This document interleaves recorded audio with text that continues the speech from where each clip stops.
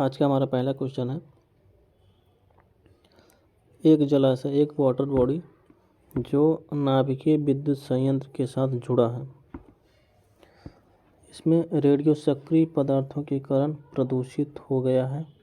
इसके बाद निम्नलिखित में कौन सा प्रभाव हो सकता है। अब जो प्रदूषित हो गया है तो उसमें कौन कौन से प्रभाव दिखाई दे सकते हैं जलाशय में। तो पहला है कि जीव जंतु में जेनेटिक परिवर्तन ला सकता है, सही है। इससे कैंसर भी हो सकता है, यह भी सही है। यह जीव जंतुओं के रक्त परिसंचरण तंत्र को भी प्रभावित कर सकता है, ये भी सही है। और इस कारण मृदा में विभिन्न खनिजों में असंतुलन हो सकता है, ये गलत हो जाएगा, आंसर सी हो जाएगा। तो रेडियो एक्टिव प्रदूषण के कारण जीव जंतुओं में जेनेटिक परिवर्तन हो सकता है। यह रक्त परिसंचरण में अवरोध उत्पन्न कर सकता है और कैंसर के अनेक प्रकार के लिए उत्तरदायी हो सकता है। अगला क्वेश्चन है, इसमें कथन और कारण दिए गए हैं, अब हमें इसको देखना है। तो पहला कह रहा है कि सल्फ्यूरिक अम्ल प्राथमिक वायु प्रदूषक है। दूसरा कह रहा है कि प्राथमिक प्रदूषक प्रत्यक्ष तौर पर चिन्हित स्रोतों से फैलते हैं। तो सल्फ्यूरिक अम्ल जो है प्राथमिक नहीं द्वितीयक वायु प्रदूषक है, और ये कुछ ऐसे स्रोत है जहाँ से जो चिन्हित हैं। तो ए गलत हो जाएगा और आर सही हो जाएगा।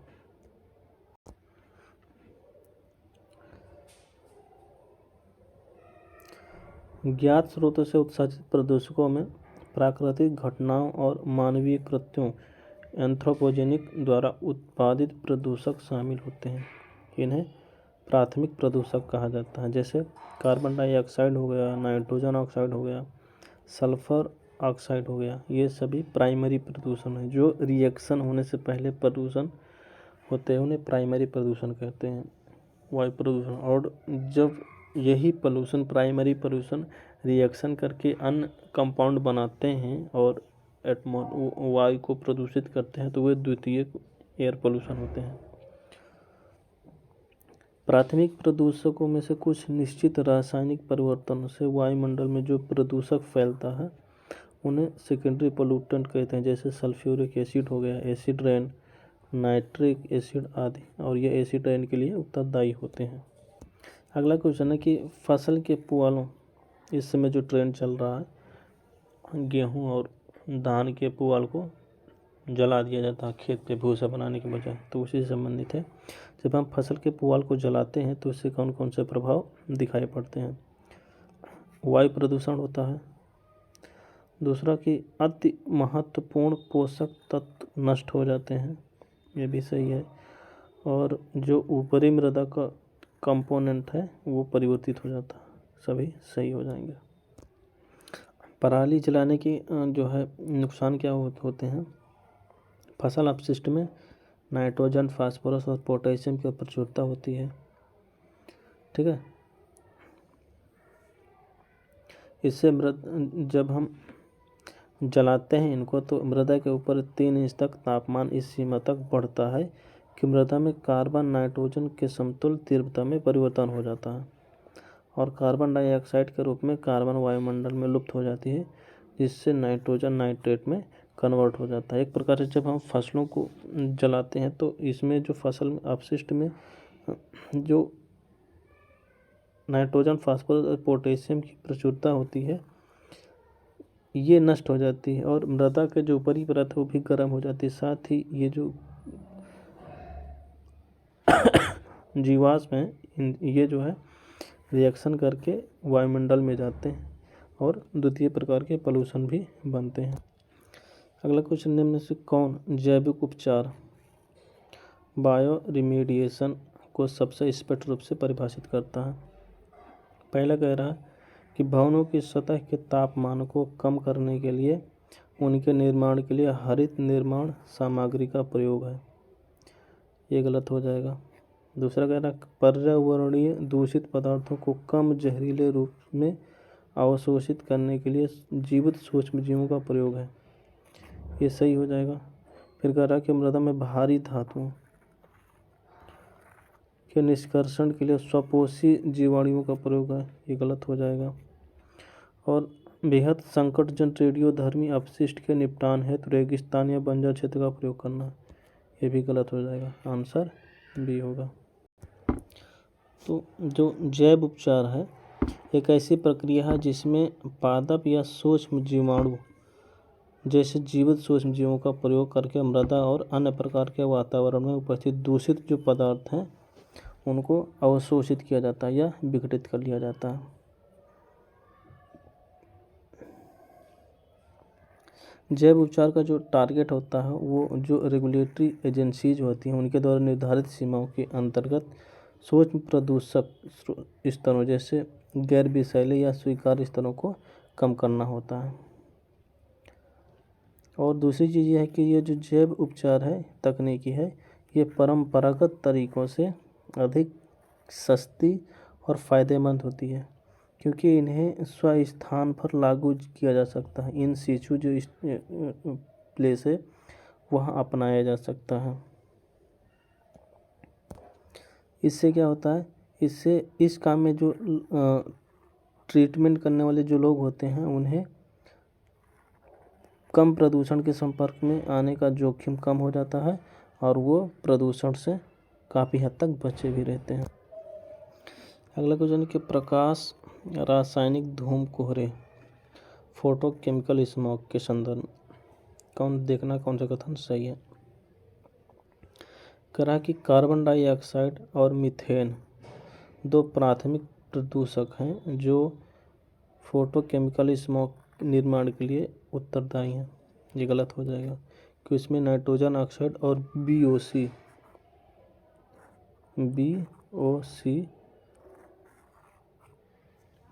मुख्य पोल्यूटेंट होता है। दूसरा कह रहा है कि यह दिन की अपेक्षा रात में अधिक उत्पन्न होता है, फोटोकेमिकल है, ये भी गलत हो जाएगा, डी सही हो जाएगा।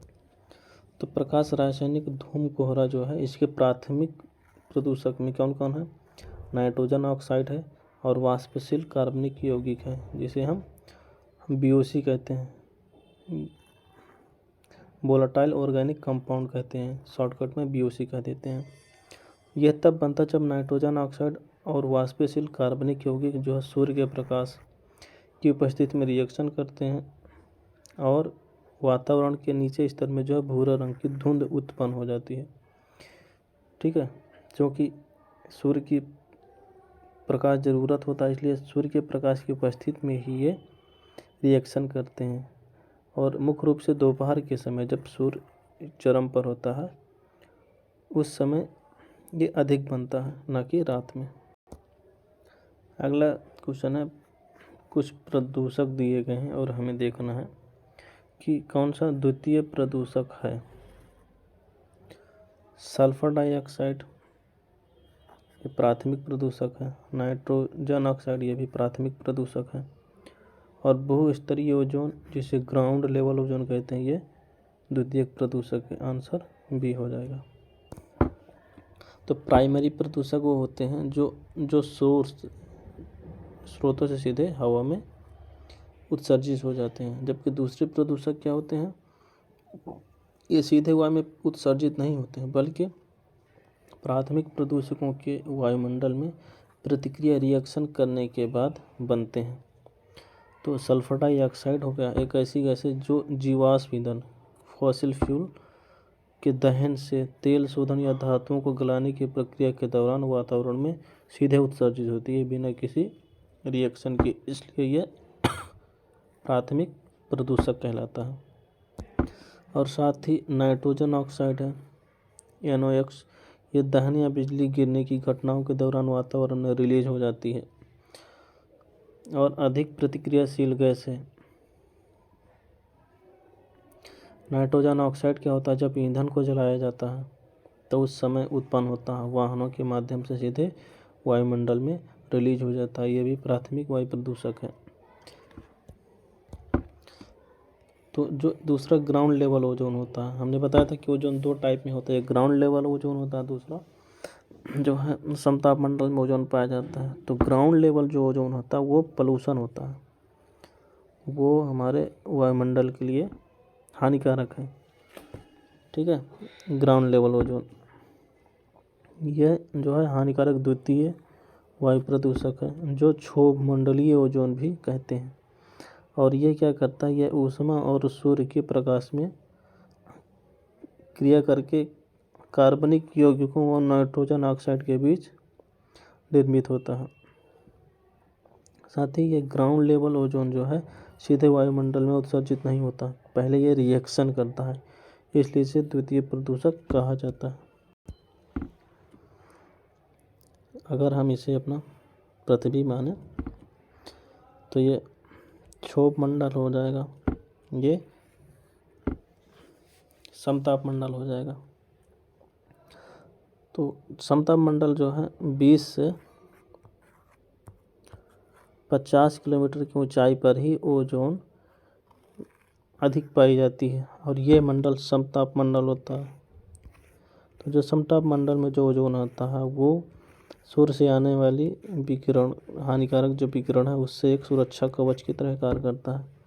लेकिन जो क्षोभ मंडल में पाया जाता है, ग्राउंड लेवल ओजोन पाया जाता है, वो रिएक्शन करके बनता है, और यह वातावरण के लिए प्रदूषक का काम होता है, इसलिए इसे द्वितीयक प्रदूषक कहते हैं। अगला क्वेश्चन है फ्लाई ऐश।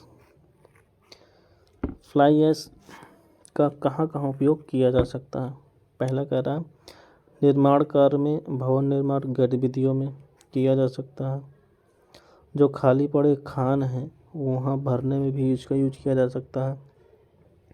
भूमि की जल धारण करने की क्षमता में वृद्धि करने के लिए भी इसका उपयोग किया जाता है, और क्षारीय मृदा का पुनरुद्धार करने में भी इसका प्रयोग किया जा सकता है। जो मृदा क्षारीय है उसे कम क्षारीय बनाया जा सकता है फ्लाई ऐश का यूज करके। तो फ्लाई ऐश क्या होता है, जो हमारे थर्मल पावर प्लांट हैं, विद्युत स्टेशन है, इसका एक सब प्रोडक्ट है। जब हम कोयला जलाते हैं वहाँ से फ्लाई ऐश निकलता है, इसको कैप्चर कर लिया जाता है, और ये बहुत महीन पाउडर है, नैनो पार्टिकल होते हैं। साथ ही ये हवा में बहुत दूर तक जा सकते हैं। तो इसका निपटारा करने गंभीर समस्या बनी हुई थी, क्योंकि ये महीन कण होता है पाउडर की माफिक, और इसका स्टोर और लागत बड़ी हो जाती है। तो इसे दूर करने की कुछ विधियां अपनाई गई हैं, जिसे सरकार द्वारा रेगुलेट किया गया है। अगर बात करें इनके कंपोनेंट में क्या क्या आता है, तो जो इनमें मिनरल्स होते हैं, एल्युमिनियम सिलिकेट हो जाता है मेन, सिलिकॉन डाइऑक्साइड हो जाता है, और कैल्शियम ऑक्साइड आदि इसके कंपोनेंट होते हैं। अब फ्लाई ऐश का उपयोग हम लोग कहाँ कहाँ कर सकते हैं। तो चूँकि फ्लाई ऐश में देखा जाए तो कैल्शियम, मैग्नीशियम, पोटेशियम, फास्फोरस, तांबा, जस्टा, मैंगनीज, लोहा, बोरान, मोलिब्डेनम, ये सब फसल की वृद्धि को बढ़ावा देने के लिए आवश्यक पोषक तत्व हैं, और फ्लाई ऐश में ये सब बहुत ही ईजिली प्राप्त हो सकता है, इसलिए इसको सक्सेसफुल उपयोग किया जा सकता है मृदा उर्वरता में वृद्धि के लिए। साथ ही जो मृदा क्षारीय हो गई है उसमें भी इसका यूज किया जा सकता है, और यह जिप्सम को रिप्लेस कर सकता है। जब हम क्षारीय मृदा को उर्वरता बढ़ाने के लिए जिप्सम का यूज करते हैं तो उसकी जगह फ्लाई ऐश का यूज किया जा सकता है। अगला चीज़ क्या हो सकता है कि फ्लाई ऐश से हम लोग हल्की ईंटें बना सकते हैं, और यह मजबूत और टिकाऊ होती है, इससे घर वगैरह बनाया जा सकता है। और जो खाली पड़े खान हैं वहाँ भरने के लिए भी फ्लाई ऐश का यूज किया जा सकता है। फ्लाई ऐश की अगली विशेषता क्या है कि कंक्रीट के साथ फ्लाई ऐश को मिलाने से एक अधिक टिकाऊ संरचना बनाया जा सकता है, जो जल और भूकंप जैसे डिजास्टर के प्रति प्रतिरोधक होने का काम करती है। अगला कह रहा है ब्लैक कार्बन, काला कार्बन के संदर्भ में। पहला कह रहा है कि यह गैस और डीजल इंजनों, कोयला दहन आधारित विद्युत संयंत्रों और जीवाश्म ईंधनों को जब जलाया जाता है उन स्रोतों से उत्सर्जित होता है, इसको हम काला पदार्थ कहते हैं। सही है। काला कार्बन अंतःश्वसन, सांस और हृदय संबंधी रोगों, कैंसर और यहाँ तक कि जन्म दोष सहित कई स्वास्थ्य संबंधी समस्याएं उत्पन्न कर सकती हैं। ये भी सही है। अगला कह रहा है कि ब्लैक कार्बन का जमाव बर्फ और हिम को ढक लेता है। पृथ्वी द्वारा सूर्य किरणों को परावर्तित करने की क्षमता कम कर देता है। ये भी सही है। आंसर डी हो जाएगा। तो ब्लैक कार्बन गैस अथवा काला कार्बन डीजल इंजनों, कोयला आदि को जलाने से, साथ ही जीवाश्म ईंधन के दहन से भी या अन्य प्रकार के स्रोतों से उत्सर्जित हो सकता है।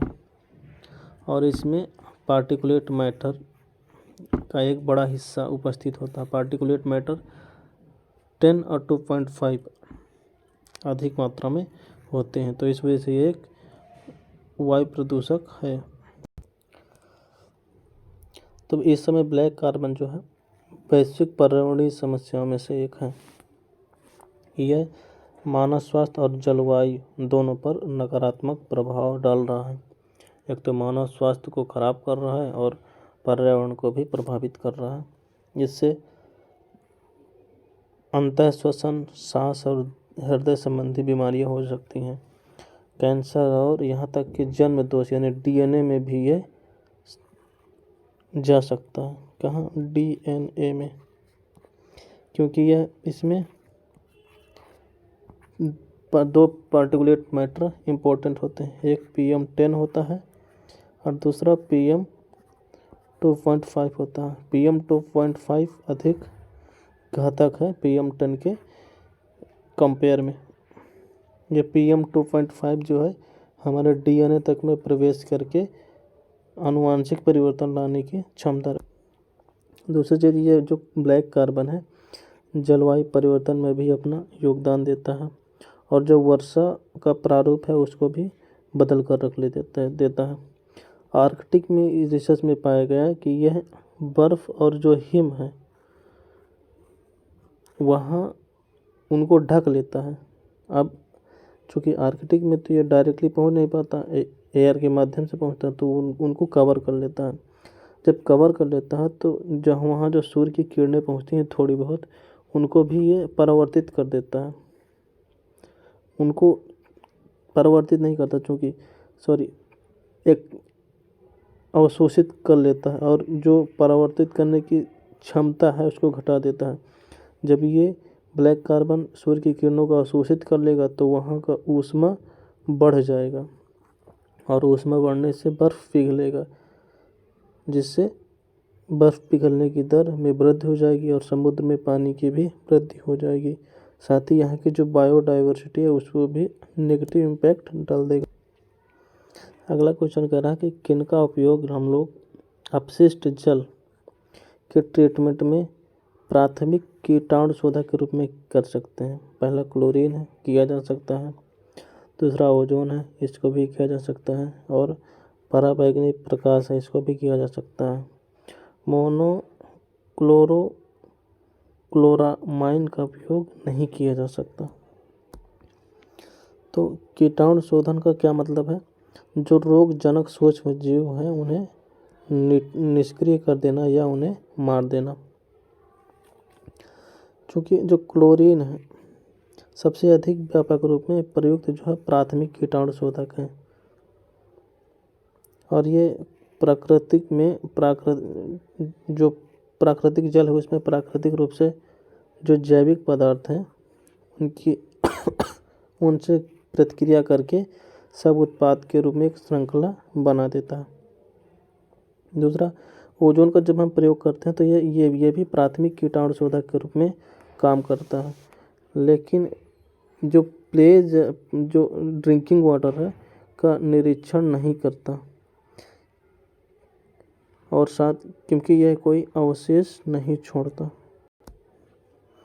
पराबैंगनी प्रकाश को जब हम जल में छोड़ते हैं या पराबैंगनी प्रकाश का जब उपयोग करते हैं तो ये जो सूक्ष्म जीव कीटाणु हैं इसको त्वरित रूप से और प्रभावी रूप से डीएक्टिवेट कर देता है, निष्क्रिय कर देता है। जब जीवाणु, विषाणु और प्रोटोजोआ पराबैंगनी प्रकाश के कीटाणुनाशक तरंगदैर्ध्य के संपर्क में आते हैं तो वो पुनर्जनन और संक्रमण करने में अक्षम हो जाते हैं, निष्क्रिय हो जाते हैं। अब प्राथमिक कीटाणुशोधक और द्वितीयक कीटाणुशोधक के बीच में अंतर क्या है इसको समझते हैं। जो प्राथमिक कीटाणुशोधक हैं ये क्या करते हैं कि ड्रिंकिंग वाटर में मौजूद जो जीवाणु होते हैं, वायरस होते हैं या अन्य हानिकारक सूक्ष्म जीव होते हैं उनको मार देता है या फिर निष्क्रिय कर देता है। ठीक है। जो द्वितीय कीटाणुशोधक होता है ये जल में दीर्घ अवधि तक उपचार प्रदान करता है, क्योंकि जब हम पहले पानी को स्टोर करते हैं और फिर पानी को पाइप के माध्यम से घरों तक भेजते हैं, उपभोक्ताओं तक भेजते हैं, तो दीर्घ लंबे समय तक पानी उपचारित रहे इसके लिए द्वितीय प्रकार के कीटाणुशोधक का यूज किया जाता है। ये द्वितीय प्रकार के कीटाणुशोधक क्या करते हैं, पाइप से गुजरने जब पानी जाता है तो वहाँ हानिकारक सूक्ष्म जीव को मारकर पानी की गुणवत्ता बनाए। जो मोनोक्लोरामाइन है इसका उपयोग द्वितीय कीटाणुशोधक के रूप में यूज किया जाता है दीर्घ अवधि के लिए। अगला क्वेश्चन है पॉलीलैक्टिक एसिड वर्तमान में उपयोग किया जाने वाला सबसे आम बायोप्लास्टिक है। निम्नलिखित में कौन सा गुण इसे बायोप्लास्टिक के लिए व्यापक रूप से उपयोग की जाने वाली सामग्री बना देता है। पहला कह रहा है कि पॉलीलैक्टिक एसिड जो है प्लास्टिक को प्राकृतिक गैस में निहित हाइड्रोकार्बन और कच्चे तेल से आसानी से प्राप्त किया जा सकता है। गलत हो जाएगा। दूसरा कह रहा है कि ये वाणिज्यिक खाद्य प्रतिष्ठानों में प्राकृतिक तत्वों में आसानी से विघटित हो जाते हैं। सही है। और ये जलाए जाने पर विषैले धुएं का उत्सर्जन नहीं करते हैं। ये भी सही हो जाएगा। आंसर बी होगा। तो पॉलीलैक्टिक एसिड क्या होता है, यह मकई में स्टार्च होता है या फिर गन्ने जैसे जो अच्छे रिसोर्सेज हैं उनसे प्राप्त होता है। इसे आलू या अन्य पौधों से भी बनाया जा सकता है। यह पेट्रोलियम आधारित प्लास्टिक नहीं है। अब बायोप्लास्टिक जैव आधारित प्लास्टिक होता है। जैव आधारित प्लास्टिक होता है। पेट्रोलियम आधारित प्लास्टिक को बायोप्लास्टिक नहीं माना जा सकता। ये बायोप्लास्टिक क्या होता है, आंशिक या प्राकृतिक रूप से अच्छे संसाधनों से निर्मित होता है। पॉलीलैक्टिक एसिड वाणिज्यिक खाद्य प्रतिष्ठानों में प्राकृतिक तत्वों में आसानी से डिकम्पोज हो जाता है। हालांकि यह घर में निर्मित खाद्य में प्राकृतिक तत्वों में जो घर में खाद्य बनाया जाता है उनसे यह डिकम्पोज नहीं होता, लेकिन जो खाद्य वाणिज्यिक खाद्य होते हैं उनसे ये डिकम्पोज हो जाते हैं। इसकी दूसरी विशेषता क्या है कि जब हम इसे जलाते हैं तो ये समाप्त हो जाता है और विषाक्त धुआं का उत्सर्जन नहीं करता, क्योंकि इसमें हानिकारक रसायन नहीं होता। इसे आलू, गन्ना, मक्का आदि से बनाया जाता है, इसलिए यह इको फ्रेंडली के रूप में जाना जाता है। रैट होल माइनिंग, यह एक प्रकार का कोयला खदानों लोगों के द्वारा जो माइनिंग करते हैं उनके द्वारा उपयोग किया जाने वाला तरीका है। क्योंकि इसमें क्या होता है जो जहाँ खदान होती है वहाँ छोटे छोटे बिल बनाकर कोयला को निकाला जाता है, इसलिए इसे रैट होल माइनिंग कहा जाता है। इस देखते हैं, यह राष्ट्रीय हरित प्राधिकरण NGT के द्वारा प्रतिबंधित है। सही है। इसमें पहाड़ी ढलानों पर संकीर्ण सुरंगों की खुदाई शामिल है, ये भी सही है।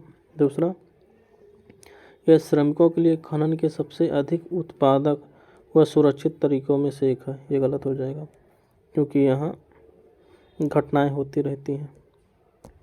तो रेड होल माइनिंग में क्या होता है, बहुत छोटी और संकीर्ण सुरंगों की खुदाई शामिल है।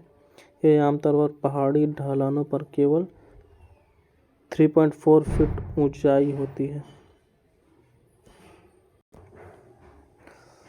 श्रमिक इन संकीर्ण सुरंगों में प्रवेश कर जाते हैं, जो वर्कर होते हैं, और यहाँ जाकर कोयला निकालते हैं, इसलिए उनके लाइफ का संकट रहता है। एनजीटी ने क्या किया,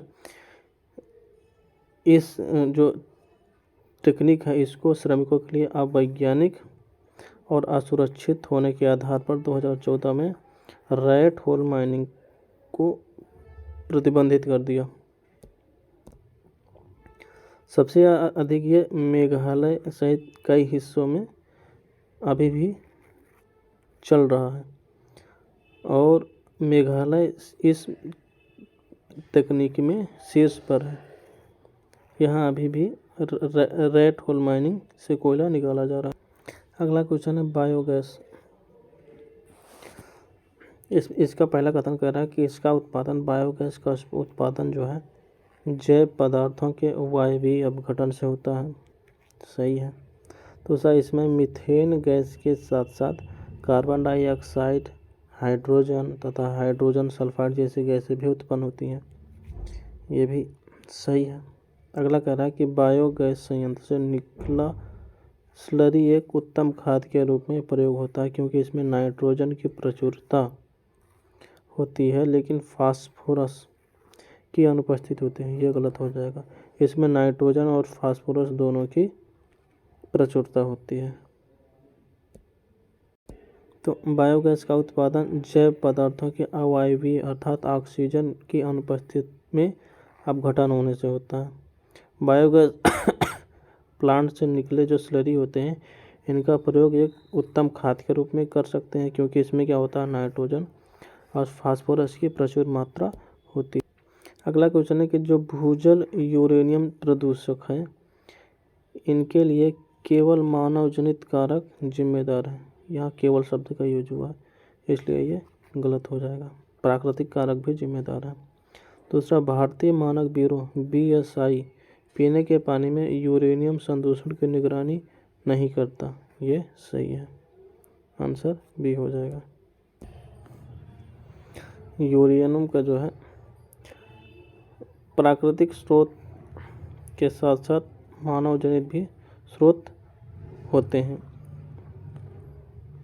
ठीक है। दूसरा, यूरेनियम को अभी भारतीय मानक ब्यूरो के द्वारा पेयजल गाइडलाइन के तहत मॉनिटरिंग नहीं किया जाता और यह दूसरी सूची में शामिल नहीं है। यूरेनियम युक्त जो जल होता है यदि लंबे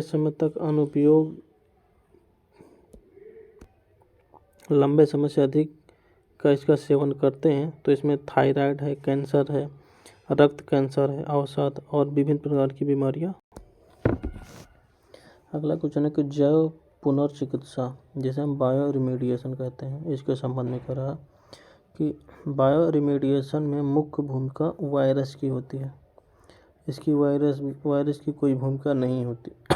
दूसरा, किसी सजीव के प्रयोग से धातु अयस्क से धातु का निष्कर्षण किया जाता है। ये भी गलत हो जाएगा।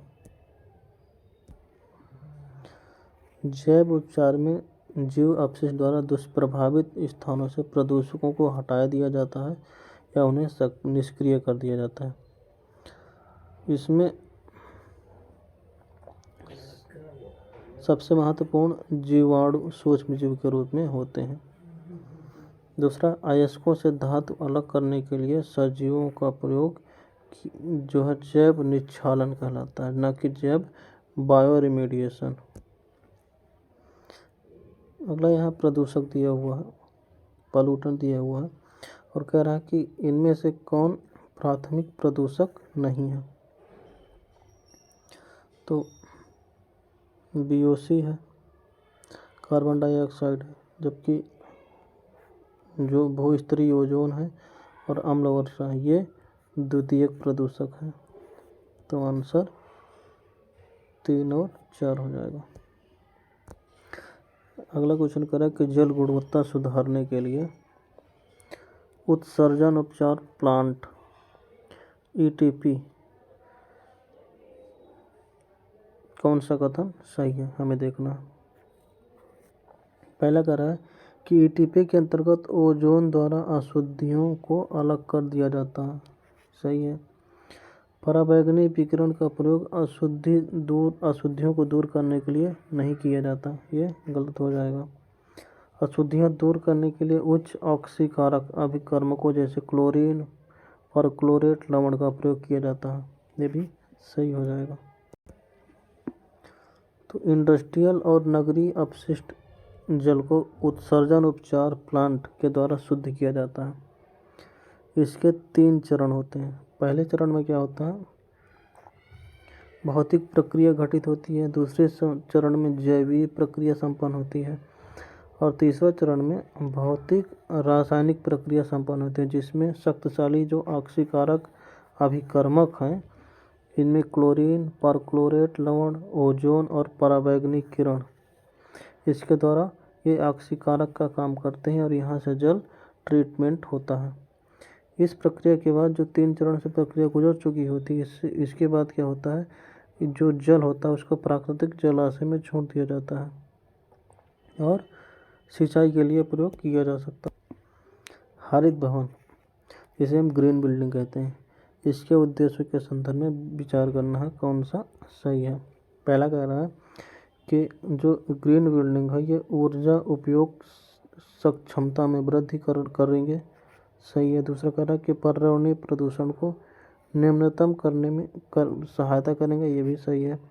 और ऊर्जा संकट से उबारना, ये भी सही है। आंसर डी हो जाएगा। तो हरित भवन के उद्देश्य में क्या क्या है, इसमें ऊर्जा संकट से उबरना, पर्यावरणीय प्रदूषण को कम करना और ऊर्जा उपयोग क्षमता में वृद्धि करना है। हरित या सतत भवन, जिसे हम ग्रीन बिल्डिंग कहते हैं, इनका निर्माण करना, मरम्मत करना, संचालन करना, रख रखाव और जो है विध्वंस करना, सभी स्वास्थ्यप्रद और अधिक संसाधन दक्ष हैं। इसके कुछ कंपोनेंट है, इसको देखते हैं। यह ऊर्जा दक्षता और पुनर्नवीनीकरण ऊर्जा है। दूसरा जल दक्षता है।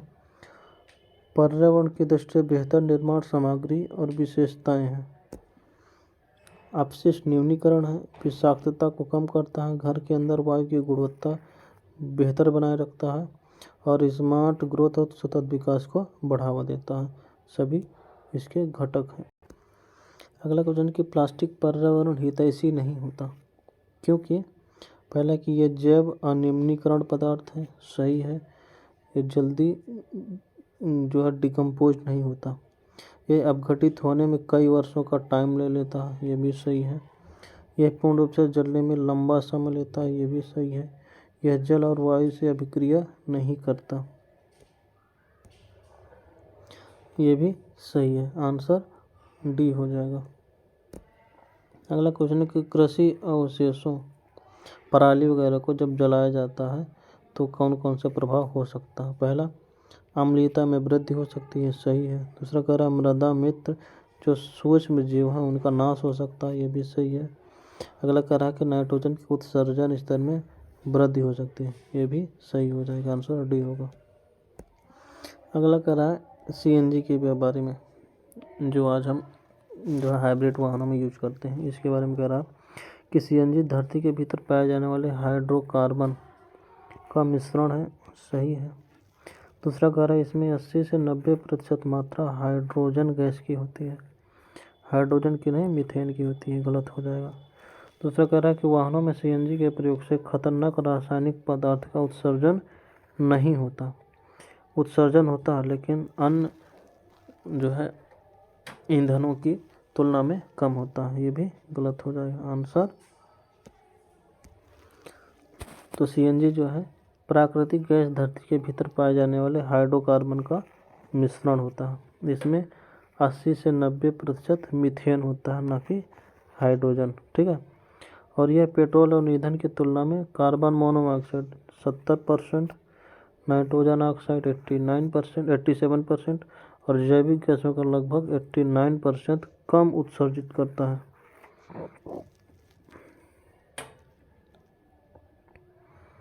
दूसरा, इसके प्रयोग से खतरनाक रासायनिक पदार्थ का उत्सर्जन होता है, लेकिन ये अत्यंत ही कम मात्रा में होता है, जिससे यह पर्यावरण को कम प्रभावित करता है। अगला क्वेश्चन शैवाल प्रस्फुटन है, जिसे हम एल्गल ब्लूम कहते हैं। इसमें देखना है कौन सा सही है। कह रहा है ये अलवण जल या समुद्री जल में घटित होता है। सही है। यह समुद्री ऑक्सीजन की आपूर्ति को बढ़ाकर समुद्री पर्यावरण को सकारात्मक रूप से प्रभावित करता है। सकारात्मक रूप से नहीं, नकारात्मक रूप से प्रभावित करता है, और यह यूट्रोफिकेशन के द्वारा होता है। इसके घटित होने का कारण हवा और जल धाराओं का अनुकूल होना, पोषक तत्वों की अधिक आपूर्ति और उच्च जल तापमान आदि हैं। ये भी सही हो जाएगा। तो एल्गल ब्लूम क्या करता है, समुद्री जल में ऑक्सीजन के स्तर को घटा देता है, जो समुद्री पर्यावरण के लिए घातक होता है, नकारात्मक रूप से प्रभाव करता है। अगला कह रहा है कार्बन मोनोऑक्साइड CO के संदर्भ में, इसका उत्पादन मुख्य रूप से जीवाश्म ईंधनों के पूर्ण दहन से होता है। तो पूर्ण दहन से नहीं होता, जब अपूर्ण दहन होता है तब होता है। गलत हो जाएगा। दूसरा कह रहा है कि इसकी जो हीमोग्लोबिन से संयोजन क्षमता ऑक्सीजन की तुलना में कम है। ये भी गलत हो जाएगा। इसकी संयोजन क्षमता ऑक्सीजन से लगभग 250 से 300 गुना अधिक होती है। तो कार्बन मोनोऑक्साइड का उत्पादन जीवाश्म ईंधन के अपूर्ण दहन से होता है, साथ ही स्वचालित वाहन और इंडस्ट्रियल प्रतिष्ठानों से होता है। कार्बन मोनोऑक्साइड जो ऑक्सीजन की तुलना में हीमोग्लोबिन से संयोजन की 300 गुना अधिक क्षमता रखता है। इससे व्यक्ति की मृत्यु हो जाती है। ये हीमोग्लोबिन क्या करता है, ब्लड में रिएक्शन करके थक्का जमा देता है, जिससे ब्लड के द्वारा ऑक्सीजन का शरीर में सर्कुलेशन नहीं होता और ऑक्सीजन की कमी से व्यक्ति की मृत्यु हो जाती है। एरोसॉल के संदर्भ में देखना है। अगला क्वेश्चन कह रहा है ये बादलों की बूंदों और बर्फ से क्रिस्टलों के निर्माण में महत्वपूर्ण सहायक होते हैं। सही है। दूसरा, ये एल्बिडो में वृद्धि कर वैश्विक शीतलन की संभावना बढ़ा देता है। ये भी सही है। आंसर सी हो जाएगा। तो एरोसॉल का उत्सर्जन कारखानों, ताप विद्युत संयंत्रों, स्वचालित वाहनों, कृषि कार्य आदि से होता है। ये कोलाइडी कण होते हैं जो कि वायुमंडल गैस में फैले होते हैं। ये बादल के प्रारंभिक चरण के दौरान जलवाष्प अणुओं को संग्राहक के रूप में कार्य करते हैं। जो जलवाष्प होते हैं उसको स्टोर करने का कार्य करते हैं। और ये जो एरोसॉल होते हैं, जब वायु से विकिरण आती है तो उसका परावर्तन कर देते हैं, धरती में पहुंचने से पहले अधिक किरणों को परावर्तित कर देते हैं, जिससे एल्बिडो में वृद्धि हो जाती है और वैश्विक डिमिंग यानी ग्लोबल डिमिंग, जिसे हम वैश्विक शीतलन कहते हैं, की संभावना बनती है। और यह परिघटना वैश्विक शीतलन कहलाती है। ये ग्लोबल वार्मिंग का जस्ट अपोजिट होता है। अगला कह रहा है कि कौन सा कथन कार्बन सिंक को समुचित रूप से परिभाषित करता है। कोई भी चीज़ जो कार्बन छोड़ने की तुलना में ज़्यादा अवशोषित करे कार्बन सिंक कहलाती है। सही है। कह रहा ग्रीन हाउस गैसों के उत्सर्जन की कुल मात्रा, गलत हो जाएगा। समुद्र में संग्रहित कार्बन की कुल मात्रा, ये भी गलत हो जाएगा। तो कार्बन सिंक के जो है दो प्रकार कार्बन सिंक का काम होता है। एक प्राकृतिक कार्बन सिंक होता है, इसमें समुद्र, वन और मृदा आ जाता है। दूसरा कृत्रिम कार्बन सिंक होता है, इसमें जो खाली तेल भंडार वाले होते हैं वहाँ कार्बन सिंक किया जा सकता है, और खाना है वहाँ भी कार्बन सिंक किया जा सकता है। अगला कह रहा है कि कौन सा रोग जल प्रदूषण के कारण नहीं होता। तो हेपेटाइटिस सी जो है जल प्रदूषण के कारण नहीं होता। हेपेटाइटिस 3 प्रकार के होते हैं। हेपेटाइटिस ए होता है, हेपेटाइटिस बी होता है, हेपेटाइटिस सी होता है। सबसे पहले हेपेटाइटिस ए होता है, उसके बाद हेपेटाइटिस बी होता है और इसके बाद हेपेटाइटिस सी होता है। हेपेटाइटिस ए का उपचार है, हेपेटाइटिस बी क्यूरेबल है और हेपेटाइटिस सी में डायरेक्ट मृत्यु होती है। तो हेपेटाइटिस सी जो है लीवर से संबंधित रोग है। इसके विषाणु रोग ग्रसित व्यक्ति के रक्त या शरीर के द्रव द्वारा फैल जाता है। अब ये किस तरीक़ों से ग्रसित होता है? पहले अगर हम दूषित सुई इंजेक्ट करते हैं, मतलब कि एक ही सुई एक से अधिक व्यक्तियों में जब यूज किया जाता है तब ये हो सकता है। दूसरा, जन्म से माँ के द्वारा बच्चों को हो सकता है, ये आनुवांशिक हो सकता है। और तीसरा, हेपेटाइटिस सी एक साथ खाना खाने या सामान स्पर्श करने से नहीं फैलता। अगला क्वेश्चन कर रहा है कि निम्न में से कौन प्रकाश रासायनिक धूमकोहरा का प्रमुख घटक नहीं है? नाइट्रोजन ऑक्साइड है, सल्फर डाइऑक्साइड नहीं है, ओजोन है, पेरोक्सी एसिटाइल नाइट्रेट पैन भी है। आंसर सी हो जाएगा। अगला क्वेश्चन कह रहा है कि निम्न में कौन सल्फर डाइऑक्साइड के उत्सर्जन के स्रोत हैं? तो पेट्रोलियम प्लांट है, ज्वालामुखी विस्फोट है, ताप बिजली घर है और ऑटोमोबाइल, सभी से सल्फर डाइऑक्साइड का उत्सर्जन होता है। अगला क्वेश्चन कर रहा है कि भारत में ठोस अपशिष्ट के उपचार और निस्तारण के लिए किन प्रक्रियाओं को अपनाया जाता है? वर्मी कल्चर सही है। दूसरा, खाद डालना, ये भी सही है। ताप अपघटन, ये भी सही है। कचरा भराव क्षेत्र, ये भी सही है। और जलाए जाने वाले पौधे, ये भी सही है, सभी सही है। अगला क्वेश्चन कहा है कि वायु प्रदूषण के नियंत्रण के लिए भारत सरकार द्वारा निम्न में से कौन सा कदम उठाए गए हैं? पहला, परिष्कृत वाहन ईंधन की आपूर्ति, सही है। वाहन और उद्योग संबंधी उत्सर्जन नियमों की कड़ाई, ये भी सही है। नगरीय घातक और जैव चिकित्सीय अपशिष्टों का प्रबंधन, ये भी सही है। और स्वच्छ तकनीकों को प्रोत्साहन देना, ये भी सही है। आंसर डी हो जाएगा। अगला कह रहा है निम्न में से कौन विश्व में सल्फर डाइऑक्साइड के संभावित उत्सर्जक हैं? पहला, ऊर्जा संयंत्रों से जीवाश्म ईंधन का दहन, सही है। अयस्कों से धातु का निष्कर्षण, ये भी सही है। ज्वालामुखी विस्फोट, ये भी सही है। रेल इंजन और जहाज़ों से होने वाला उत्सर्जन, ये भी, सभी से जो है सल्फर डाइऑक्साइड का उत्सर्जन संभव है। अगला क्वेश्चन कह रहा है कि हमें देखना है कि हानिकारक और अन्य अपशिष्ट प्रबंधन और पारगमन नियम 2016 नगर पालिकाओं को कूड़े के निपटान के लिए व्यक्तियों को जिम्मेदार बनाते हुए यूजर शुल्क लगाने की अनुमति देता है, सही है। दूसरा, 2019 में इन नियमों में संशोधन करके विशेष आर्थिक क्षेत्र को छोड़कर ठोस अपशिष्ट कचरे को आयात निषिद्ध कर दिया गया है। जो विशेष आर्थिक जोन है, इनको छोड़कर ठोस प्लास्टिक कचरे का आयात निषिद्ध कर दिया गया है, ये गलत है। 1989 का बेसल कन्वेंशन हानिकारक अपशिष्ट के पारगमन से संबंधित है, ये सही है। अपशिष्ट के निपटान के लिए ये नियम बहुत ही महत्वपूर्ण है। इसमें क्या किया गया कि जो हानिकारक अपशिष्ट हैं और अन्य अपशिष्ट के बीच अंतर करके इनको नियमों के दायरे में ला दिया गया। अन्य अपशिष्ट में क्या क्या अपशिष्ट? टायर है, कागज़ अपशिष्ट है, धातु स्क्रैप है, इलेक्ट्रॉनिक वस्तुएं आदि आ जाती हैं।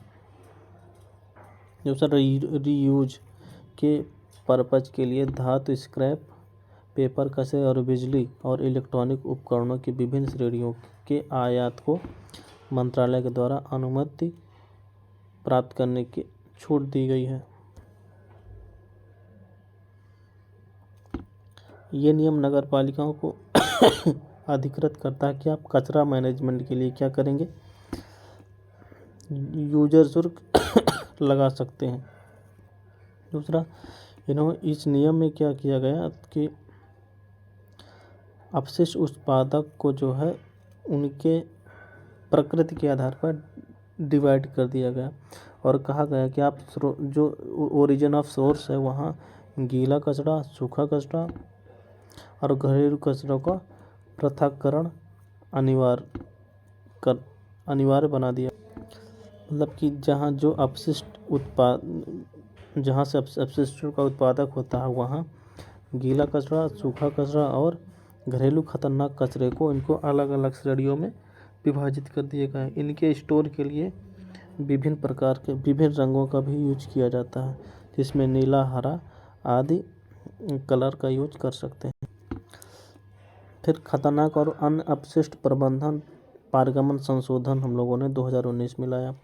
इसमें क्या किया गया कि जो SEZ थे, विशेष आर्थिक जोन और निर्यात उन्मुख जो यूनिट थी, सेंटर थे, उनको कहा गया कि आप ठोस अपशिष्ट जो प्लास्टिक का कचरा है इसको देश में इंपोर्ट नहीं कर सकते हो, आप इस पर बैन कर दिया गया।